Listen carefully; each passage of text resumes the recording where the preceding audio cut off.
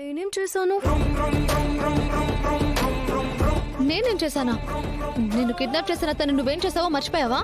ఓ అదా, ఇప్పుడు ఆ విషయం ఎందుకులే, మనం క్షేమంగా ఇంటికి వచ్చేసాం కదా, వదిలే.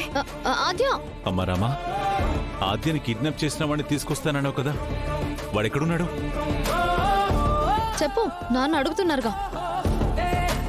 అంటే అది అది అది ఏం జరిగిందమ్మా? అది కాదు నాన్న, ఆద్యని కిడ్నాప్ చేసిన వాడు దొరికాడా? అతన్ని పట్టుకుని నేను మీ దగ్గరికి తీసుకొస్తాను అని చెప్పానా? చెప్పారు. నేను కూడా వాడి కోసం ఎదురు చూస్తున్నాను కదా. కానీ ఆద్య ఏం చేసిందో తెలుసా? పెదనాన్న దగ్గరికి తీసుకువెళ్తే అతన్ని నరికేస్తారు, పెదనాన్న హంతకుడైపోతారు అని తనే అతన్ని 4 తన్ని వదిలేసింది. ఆద్య,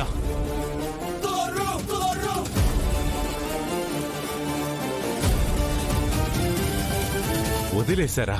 అవును పెద్దనాన్న, చెంపలు 2 వాయించి వదిలేశాను.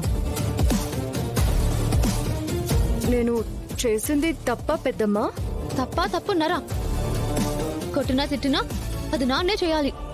మన నిర్ణయం తీసుకోవడం ఏంటి? అంటే ఇప్పుడు అతన్ని తీసుకొస్తే నన్ను కిడ్నాప్ చేసినందుకు మీరు ఆవేశంలో ఏ కత్తో తీసుకుని నరికేస్తే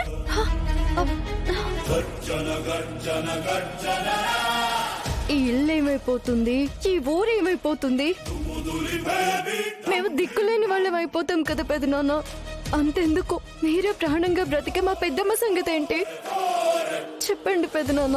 అందుకని అంత సులభంగా వదిలేస్తే వాడు మరోసారి తప్పు చేసే అవకాశం ఇచ్చినట్టే కదమ్మా.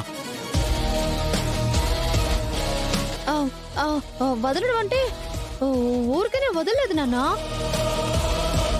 అతనికి ఎలా బుద్ధి చెప్పాలో అలా బుద్ధి చెప్పే వదిలేసింది కదా.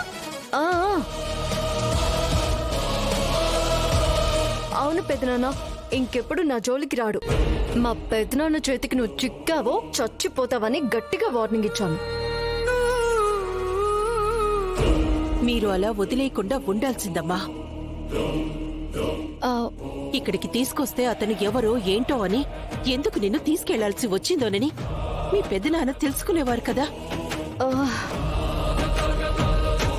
అసలు ఎవడమ్మా వాడు?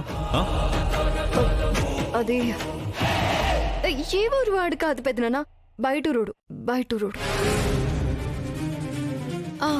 అవును, అదే.